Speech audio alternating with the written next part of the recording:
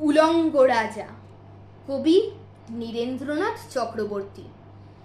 সবাই দেখছে যে রাজা উলঙ্গ, তবুও সবাই হাততালি দিচ্ছে।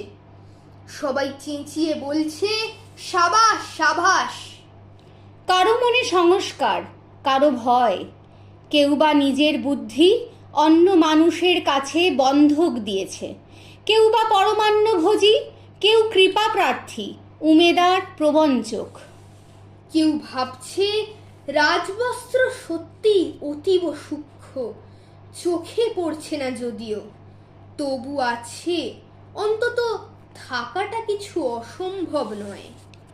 গল্পটা সবাই জানে, কিন্তু সেই গল্পের ভিতরে শুধুই প্রশস্তি বাক্য উচ্চারক কিছু আপাদমস্তক ভীতু, ফন্দিবাজ অথবা নির্বোধ স্তাবক ছিল না। একটি শিশুও ছিল,